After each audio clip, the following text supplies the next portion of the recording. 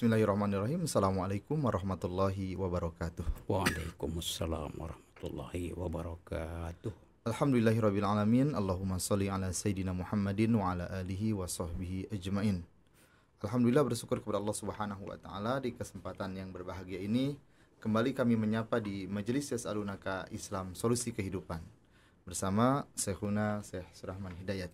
Assalamualaikum. Kami ucapkan terima kasih kepada para pemirsa yang telah menyampaikan pertanyaannya. Dalam hal ini pertanyaan-pertanyaan yang dikirimkan dari mahasiswa-mahasiswi UIN Bandung ya. Seputar permasalahan-permasalahan yang terjadi di masyarakat ya. Maka sangat penting untuk kita simak bersama ya. Langsung saja pertanyaan yang pertama terkait pertanyaan pernikahan ya. Pernikahan seorang gadis akan tetapi dipaksa oleh orang tuanya karena ada kaitannya dengan jaminan hutang. Apakah itu diperbolehkan atau tidak? Terkait hal tersebut. Terima kasih. Bismillahirrahmanirrahim. Assalamualaikum warahmatullahi wabarakatuh. Alhamdulillah wassalatu wassalamu ala Rasulillah wa ala alihi wa sahbihi wa mawala wa ba'du. Allahumma la sahla illa ma ja'altahu sahla wa anta taj'alul hazna idza syi'ta sahla.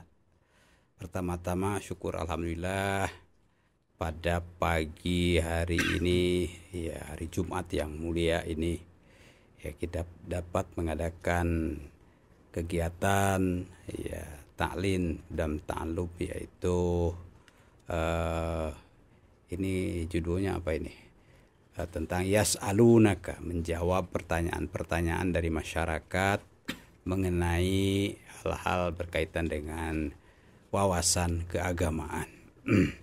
Terima kasih kepada masyarakat, khususnya mahasiswa yang mengirimkan pertanyaan-pertanyaan yang sangat bagus, ya, mencerahkan, dan insya Allah menjadi bekalan pencerahan bagi masyarakat semua. Pertanyaan tentang Pernikahan memaksakan ada jaminan hutang anak gadis, baik rela ataupun tidak ya. rela.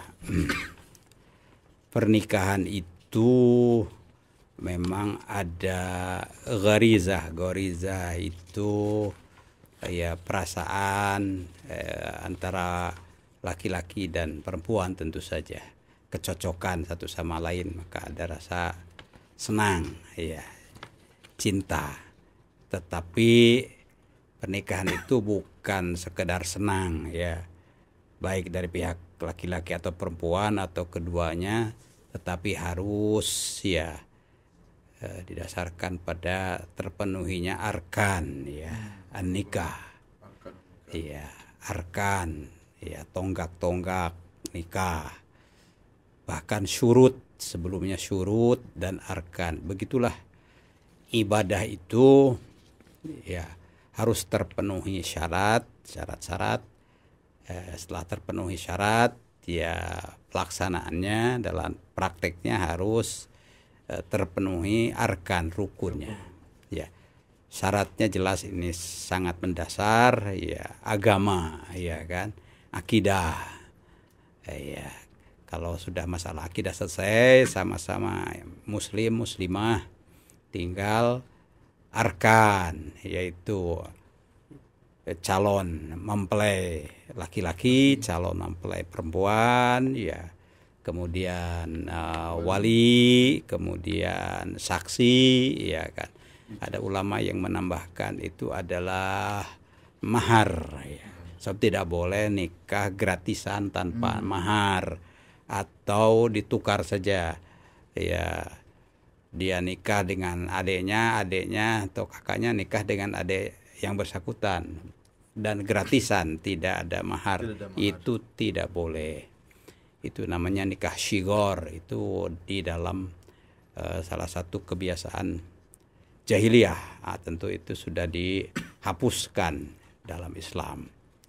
Itulah, jadi ada norma-norma ya, bahkan tentu plus karena nikah ini merupakan suatu peristiwa yang sangat bersejarah bagi kedua insan, bahkan kedua keluarga besar. Oleh karenanya sangat dihormati, junjung tinggi. Maka ada di situ silahkan, ada namanya etika, ada budaya. Ya, jadi budaya pernikahan silahkan. Yang penting terpenuhi syarat dan rukun plus misalnya budaya yaitu etika, tata krama itu menjadi kelengkapan. Itu terkait dengan nikah. Ya, tadi fokus pertanyaannya adalah dipaksa. Karena ada jaminan hutang. Oh, karena ada jaminan utang terhadap orang tua, ya kan? Ya, orang tua mungkin merasa ada beban. Ini tidak enak atau merasa malu, ya kan?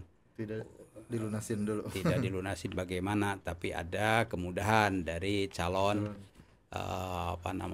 minantu, ya kan? Udah nanti kalau ya bisa dinikahi, ditikah gadisnya, yaitu udahlah itu menjadi jaminan. Dan itu bukan mahar juga. Bukan mahar, ya. Jadi yang harus itu ada mahar. Ya, harus itu. Makanya tanpa mahar itu tidak boleh. Itu jahiliyah. Tapi ini kalau jaminan itu bukan. Iya kan? Bukan mahar. Nah, kalau saja jaminan itu menjadi mahar, itu boleh, ya kan? Jadi statusnya ya udah itu adalah mahar. Nah, begitu. Tapi kalau ada jaminan itu setelah ada beban, ya, beban pada pihak perempuan, ya toh, pada orang tuanya. Jadi kalau beban itu ditunaikan, ya saya nikah kan, jadi ada beban dulu. Kalau nikah itu suka sama suka kan tidak ada beban, justru ya kan pihak laki-laki itu memberikan harapan, keringanan, kemudahan. Oleh karenanya ada mahar. Mahar itu adalah pemberian yang menggembirakan. Tapi kalau ada beban utang itu bukan pemberian yang menggembirakan. Itu bertolak belakang dengan prinsip mahar, ya kan? Bagaimana kalau itu ya jadinya begitu kan. Nah, ini adalah semacam ada unsur ikroh, paksaan, ya kan? Dalam Al-Qur'an ada perintah larangan bahwa wala tukrihu fatayatikum 'alal bigha'i in aradna tahassuna. Itu dalam surat An-Nisa, ya. Janganlah kamu memaksa atau seperti memaksa gadismu, anak perempuanmu itu untuk ya menikah tidak sesuai dengan ketentuan agama. Ya, apakah bigo itu lacut atau ya tidak menikah sebagaimana ahkam dan akhlak agama itu bigo. Ya. Memang tidak melakukan pelacuran, tapi itu ya bergeser dari akhlak agama. Dan akhlak agama itu ada mahar, ya kan? Mahar. Sebagian ulama itu mahar itu dimasukkan dalam rukun. Di rukun ke-6 harus dipenuhi. Begitu kan? Sebagian ya bukan rukun, tapi itu adalah semacam penyempurna. Oleh karena mahar itu kan al-atiyah, memberikan kegembiraan. Ya, itu. Jadi kalau tanpa mahar itu ya jadinya jatuhnya ke model-model jahiliyah, ya. Ini bukan mahar, tapi itu kan utang. Nanti lunas, jaminan utang. Itu tentu tidak sesuai dengan akhlak Islam. Tapi kalau itu terjadi, bagaimana, kan betul ya? Betul. Nah, kalau itu terjadi, ya kan. Yang penting kan syarat sama udah, ini sama-sama akidah, arkan, ya. Terpenuhi semua. Ya, adab tidak terpenuhi, ya kan? Iya kan? Secara pernikahan sah. sah. Sah. Syarat dan rukun terpenuhi, Terpenuhi. itu sah. Yang rukun yang kelima kan akad. Akad. Iya, Akad. ijab kabul. Ijab kabul. Iya kan. Itu yang terpenting akhirnya kan, dari akidah sama kemudian ada laki-laki perempuan kemudian sama-sama suka, lalu terakhir adalah akad. Ya, Ijab kabul. ijab kabul, ijab dari wali, kabul dari menantu, yaitu sah. Sah. Jadi secara fikih sah, Secara gitu. Secara akhlak terluka di situ kan. Iya. Justru pihak perempuan itu digembirakan, bukannya ditekan dengan pelunasan utang, ya kan? Jadi itu tidak khuluqi, ya, tidak etis, tidak bermoral, ya kan? Tapi secara fikih itu karena memenuhi syarat dan rukun. arkan, rukun yang terakhir adalah ijab kabul, ya sah itu. Demikian, wallahu a'lam. Baik, terima kasih atas pencerahannya ya. Pertanyaan berikutnya menanyakan terkait pembagian harta warisan. Yang mana harta warisan itu berbentuk sebidang tanah. Akan tapi di antara anak yang satu dan yang lainnya itu berbeda pendapat. Apakah tanah itu dipecah ataupun tidak, itu menjadi problematika. Ya, apa yang harus dilakukan apabila menemukan kasus seperti itu? Ya, bismillahirrahmanirrahim. Soal warisan. Warisan itu wasilahnya dari orang tua, ya kan? Itu wasilah. Hakikatnya itu dari Allah Subhanahu wa taala. Sebab hakikat al-malik, pemilik itu adalah Allah. Pemilik segalanya itu Allah. Lalu Allah dengan syariatnya memberikan status tanah atau kepemilikan ini milik ya orang tua kemudian diperintah oleh Allah, ya kan, agar ya sepertiga atau seperempat atau seperenam ini untuk ini, itu perintah Allah. Dan yang punya hak kuasa untuk memerintahkan ini bagian siapa yaitu agama, dalam ini Allah Subhanahu wa taala. Jadi hakut tamlik itu adalah dari agama, dari syariat, ya. Dalam Al-Qur'an disebut nasiban mafruḍo, kan adalah bagian mafruḍo, yang mafrud, yang wajib diberikan, ya kan. Tuh. Kemudian dan tidak boleh udah nggak usah udah bagi rata saja, nggak bisa. Itu hawa nafsu. Iya, biasanya seperti itu. Nah, itu. Jadi dari syariat ya dialihkan menjadi adat. Nah, ini ya kan. Supaya nggak ribut, jalan tengah dibagi rata. Apapun alasannya. Nasiban mafruḍo itu adalah ketentuan Allah. Tentu sebagai orang beriman harus ridho, ya kan, dengan ketentuan Allah. Ya, sebagaimana ridho dengan kewajiban kita itu sholat 5 waktu, ya kan, kemudian zakat, saum, yaitu harus ridho, ya kan. Iman itu adalah yakin dan ridho. Kalau tidak ridho, ya imannya bermasalah, ya kan, imannya bermasalah. Jadi ya mengganti syariat dengan adat itu masalah besar. Sehingga ini masalah sangat mendasar, ya kan. Kembalilah kepada syariat. Dikembalikan kepada syariat. Nanti tentu saja ya kehalalan. Nah, ini pertama kehalalan, berikutnya keberkahan. Ya. Kalau dipaksakan, ya mengikuti kemauan, ya, dan menggeser atau mengesampingkan syariat. Yaitu bisa tidak halal itu. Betul. Kan?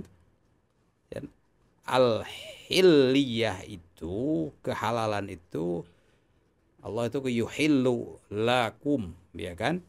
At-thayyibat wa yuharrimu alaikumul khaba'is.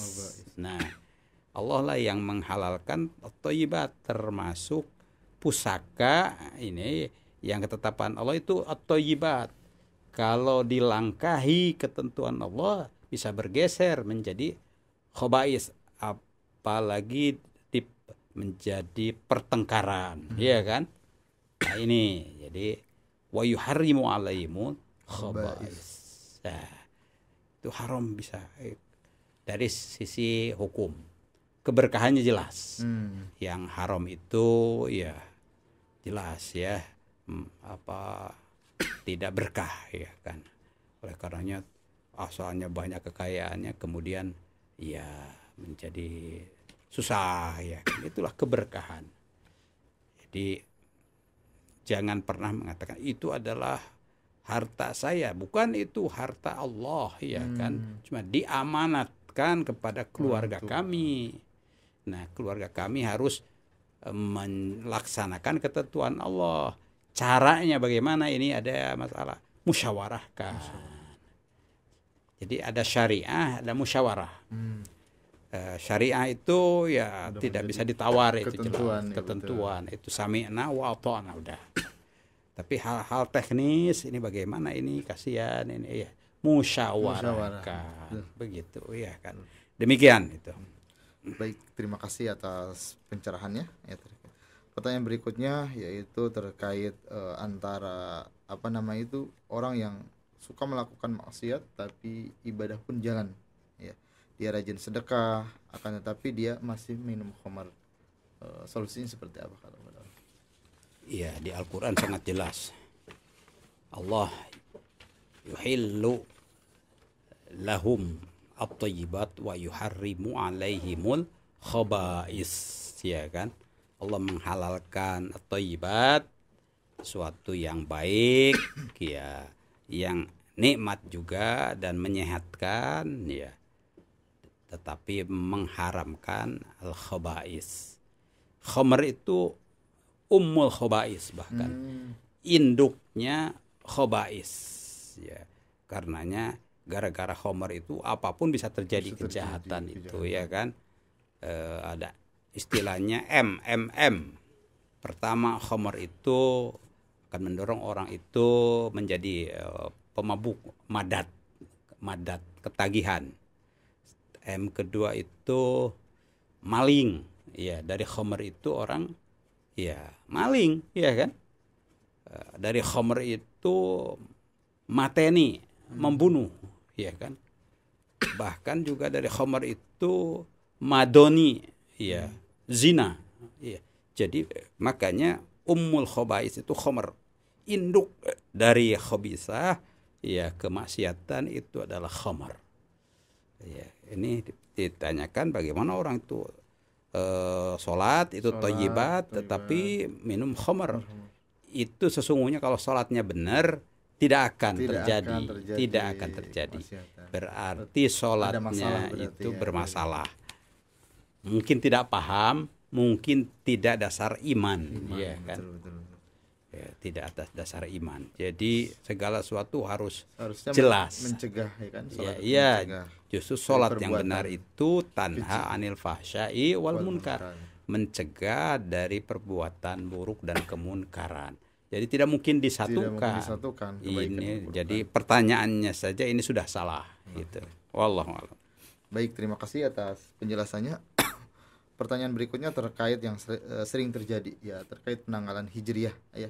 Ada yang dikatakan metode ru'yatul hilal, ada juga metode hisab, ya. Bagaimana kalau kita dalam menentukan awalnya ikut katakanlah pemerintah, dalam lebaran ikut Muhammadiyah, apakah diperbolehkan seperti itu? Kewajiban saum itu li ru'yatihi, ya, karena melihat tanggal. Ya. Kalau perorangan itu mampu dia meru'yat, maka alaihi, ya, dia wajib begitu meru'yat. Tapi karena keterbatasan kemampuan, ya kan, apalagi ada teknologi dan lain-lain, maka ulama itu tidak kepada individu kewajiban meru'yat itu, tapi kepada grup. Ya, grup itu ada pihak yang muto, yang dipatuhi karena ada kemampuannya, begitu. Jadi ada majmu'ah, grup itu. Nah, tentu masyarakat itu grup terbesarnya adalah hukumah. Ya. Dari grup itu majmu'ah ke jamaah ke hukumah. Nah, pemerintah. Ya, pemerintah. Jadi sumu li ru'yatihi itu sumunya makin luas, asalnya sum, lalu sumu beberapa orang, asal ada yang punya kemampuan melihat, itu sudah ada kewajiban grup itu kan. Sumu lebih luas itu ke umat, sumu lebih luas lagi ke masyarakat. Masyarakat ini itu diwakili oleh al-imam atau al-hakim. Al-hakim. Ya, sejak masa Rasul SAW juga begitu. Ya. Dan itu adalah sabda Rasul SAW. Sumu, itu kan sabda Rasul SAW. Liru'yatihi wa aftiru liru'yatihi. Begitu. Ketentuannya seperti itu. Kalau ya di kita ini bahkan lebih dari 2. Ada kelompok-kelompok di mana begitu, 2 kelompok lah. Selalu pokoknya lebih awal dari pemerintah. Kan itu, ya kan. Secara fikih aturan hukum itu keliru, tetapi ya karena untuk puasa dan ada muto, artinya orang yang ditaati di grup itu, ya sudah itu dilaksanakan. Misalnya grup di mana, ada di Sulawesi, ada mungkin di mana lagi kan, kita suka mengikuti. Pokoknya 2 hari sebelum pemerintah kan begitu. Artinya mereka mencari tahu ini pemerintah ini akan hari apa, ya kan. Udah 2 hari sebelumnya plak begitu. Nah, kalau itu mereka itu ada imamnya begitu ya. Ya udah itu ditaati begitu kan. Jadi untuk memilih mana yang afdol menurut mereka itu masalah pilihan, ini khilafiyah kan. Khilafiyah itu pimpinan yang muto di situ, ya imamnya itu ya udah itu diikuti begitu supaya tidak kacau. Sebab jangan ada kekacauan dalam agama. Ya, dalam muamalat saja agama itu melarang, pokoknya harus ada kerukunan kan, ada kedamaian, apalagi dalam masalah agama. Jadi seperti itu. Jadi pilih ya, tentu saja afdolnya tentu yang jamaahnya lebih besar, ya kan. Dalam hal ini pemerintah. Dalam hal ini pemerintah. Ya, kita tentu saja akan mendorong pemerintah supaya ya satu penanggalan sealam Islami, dan itu bisa ya? Bisa itu ya kan. Ya, ijtihadat para ulama dahulu istilahnya itu